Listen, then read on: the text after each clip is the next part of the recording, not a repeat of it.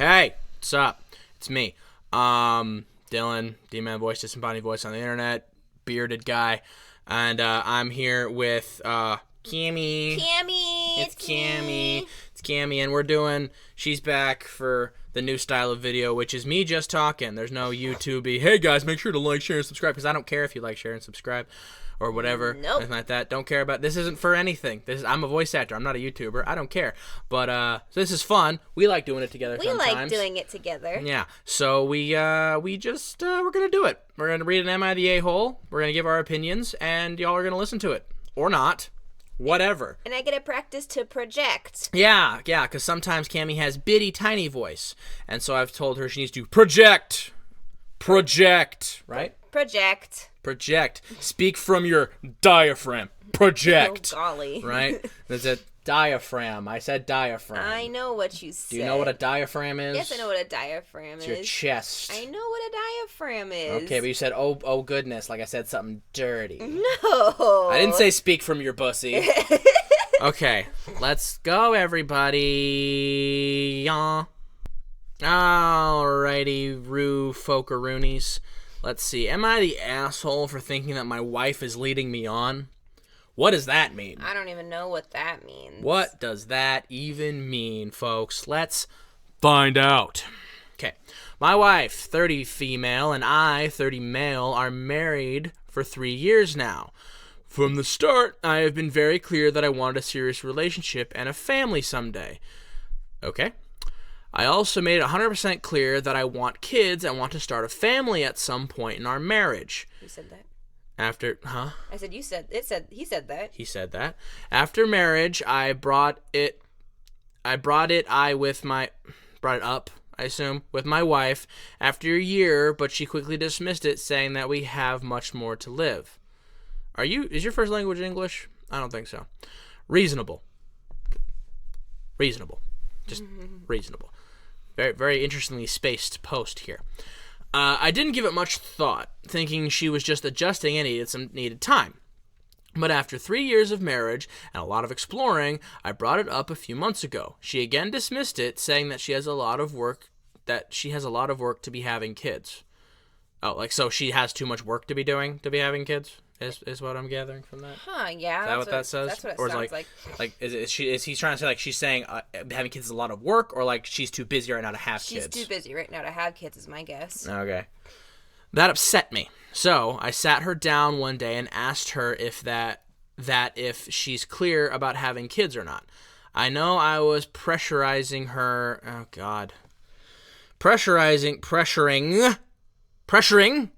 at this point, but I needed a yes or no. I can't keep waiting forever. She explained that she was scared to have kids after seeing her best friend give birth a year before and almost losing everything, her body, her job, and health. Okay. I understood. I really did. At the end, it is her body going through all of that. I said I'll give her time to think about it, but if she decides that she's ready, I'll support her through everything. All I expected was a simple nod in return, but my wife blew up at me, calling me insensitive for not caring about her and her body. Okay. I don't know what to do at that point, as I tried to calm her down and finally said that we don't have to have kids if you don't want to. She finally calmed down, but was still giving me the cold shoulder for a few days. I thought of adoptions and suggested it too, and she immediately dismissed that too, saying that she won't take care of some random child. Dang. I'm genuinely confused right now. I thought she was scared of pain and pregnancy. What's wrong with adopting a newborn? And I feel like she is leading me on because I've heard her talking multiple times on the phone about having a child to her friend, but when I ask her about it, she quickly dismisses it. A part of me feels like an asshole for pressuring her, but other part of me thinks that she's leading me on, since I was clear even before marriage that I want to have kids someday. Okay, the struggle that was reading that, everything broken, whatever. It's either somebody whose first language is English or a moron. So what do we think? Is he rich? You think that she married him for money? Yeah. Yeah, because he was very clear with his intentions beforehand, and she's backpedaling now. Not even back. I mean, she's kind of backpedaling. She's just like, I'm not ready yet. I'm not ready yet. I'm not ready yet. Yeah, like, and like giving him that nugget of hope, and then, but like no. And then be like, I'm scared too. And he's like, okay, cool, that's okay. We have this completely reasonable other solution we can have. No, I don't want to do that either. Yeah, she just doesn't want kids. She just doesn't want kids. Right. Which is fine. But she shouldn't have married him. Yeah. Because he made it very clear from the beginning that he wanted kids. So. What he didn't also mention is, I don't know. I mean, if she's always giving him that little nugget of hope and she is telling him that, oh, yeah, maybe one day, then maybe that is why they got married. But also at the same time, was she clear on that? Right, was she clear? Yeah, did she agree? Was she? Or did he just state his intent and she just was like, okay, like. Right, or was she very clear that she also wanted or didn't want kids? Yeah, because that's the difference. Like, if we had that conversation and one of us wasn't clear on something, we'd be like, okay, but I need us to be clear because we're going to spend the rest of our lives together. So I need one of us to be clear on something. Right. Because that's a deal breaker situation. A deal breaker right? situation. Because it's one of those things that like you have to agree on. Otherwise, it's gonna deteriorate the relationship, and you're gonna end up hating the person who, like, if you want kids, right, and your partner doesn't, and then you're like, oh, that's actually okay, that's actually fine, and then but yeah, it's fine at first, and then 5-10 years down the line, you decide you want kids, they still don't want kids, and now you resent them. Exactly. Right, because now you're sitting here with your wife or husband and no kids. And now you like can't have them anymore because of age or whatever, and now you hate them because you never got the chance to have kids. Exactly. Right, and that's not fair to you or them. So if you pressure them, not pressure them, but if they decide, okay, yeah, I'll give in, make you happy and have kids, and they are bad parents. Right. Because they didn't want kids. And now they resent the child. It can go the other way too. Like they give in, like, fine, I want kids, and then like now they resent the kid and you, and it's a bad situation for everybody. No, that's because like, that's the thing. That's the thing you have to agree on is having kids. Like, it's perfectly fine to not want kids or to want kids. Right. But you have to, if you're going to be with somebody supposedly for the rest of your life, you have to agree on that topic. So, I mean, from his perspective, right? He's made it very clear that he wants kids. He made it very clear from the very beginning he wanted kids. And so I think either she lied to him and said she wanted that too, or kind of just let him say that until they were married, and now is obviously keeping him, keep backtracking it, because at first, like you said, her reasoning was, oh, I don't want to go through that physically, right? Then he provided a very viable alternative to that, be like, okay, I understand, you don't want to have your body go through that stuff, I understand that, let's adopt. And she's like, no, I don't want to do that either. What's your reasoning for that then? Yeah, what's her reasoning? Because the reason is she doesn't want kids, but she can't say that because then he's going to be like, well, then what are we doing here? Because I've told you I've wanted kids from the very beginning, and now you're pulling the rug out from under me after 3 years saying no. Like, what is, so, like, that's going to cause a rift there, so. One thing that I also noticed, too, was that he said something about exploring. They were together for 3 years, and they did exploring, so were they, like, going to different I imagine he probably meant like traveling. But by the wording of this guy either his first language is English, like I said, or he's stupid. Right. Like he said pressurizing too. I'm not pressurizing her. She's not a crock pot. But like, yeah. So I feel like he probably meant like they traveled probably, which is probably what she taught. Because like we have so much life to live or whatever. Like we're still young. Which I mean. They're not that young. They're in their 30s. They're 30. Yeah, he's 34 and she's 30, so she's a little younger than him. So maybe he's feeling like he wants to have kids before he's too old. Right. And she's like, well, I can still have that. But although, I mean, honestly, like the time to have kids is like they talk about the biological clock or whatever. And she's 30, so she's kind of on the back end of. She is. Being able to have a kid successfully, physically, which is just the reality. I mean, it's kind of like a thing to talk about where it's like women's viability, quote unquote, on being able to have kids or whatever. But like the sad truth is, the older you get, the higher the likelihood of all miscarriage kinds of, and birth defects and everything. So like that's what they talk about, the biological. Like you could still have kids anytime technically before menopause, but like and your kids could become 100% healthy. They could be fine, they could be exactly fine. But like that's why it's like that's almost like the pressure on women to have kids as early as possible. Because that's when it's like best or whatever, which is wild. You know what I'm saying? That's what's weird. But, like, I mean, I imagine if she wanted kids, she probably would have had them by now. Yeah. She's 30 and not having kids and doesn't seem interested at all in having them. My only thing, like, then that's fine for her. She doesn't have to have kids. Right. My only thing is, why get married to this dude who clearly wants kids then? I'm saying. Yeah, like, why lead him on? Like, she's saying lead him on. Like, why lead him on in this manner if she didn't want kids in the first place? Because I think he's rich. I mean, he could be rich. That's why they were doing a lot of traveling. Like, hey, you know what? In this economy...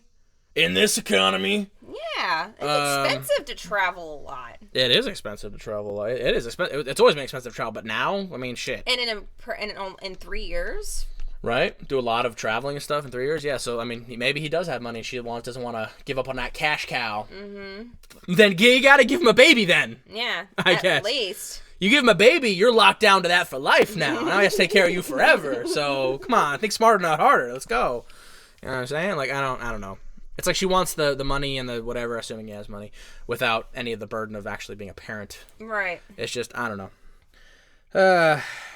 Just be honest with your intentions, people. Man, damn. Any other thing before we close this out? Nope. All right. Let us know what you think, or don't. It's fine. All right, everybody. That's the end of that one. Thanks for being here if you are. That was wild, huh? That was crazy. It doesn't make sense. It doesn't. It doesn't make sense at all. I would like to hear her side. Yeah, I always think that with these stories is like I wanna hear like you hear one side perspective and you form your opinion based on what somebody's representation of something is. But like they always say, right? There's 3 sides to every story. There's his side, her side, and the truth, right? So like I want to hear like from her perspective, like what. Maybe he's been pressuring her more than he states, right? Or maybe he wasn't as clear with his intentions as he says he was. Or maybe she was just as clear. Maybe she was clear and he just disregarded that. Right, yeah, that could very well be true, too. That's not. I would like to, in a perfect world, we'd get competing Reddit stories and be able to draw our opinion from all the information. But we can't, so we draw it from this, and we assume she's a gold-digging whore. Yep. Okay, now it's time for the only thing that I have kept from the older videos where I was all like, hey, guys, welcome to my YouTube channel. Is the special message at the end. We love the special message. I do that because the special message is actually important. It is. All right, so we're going to do that now.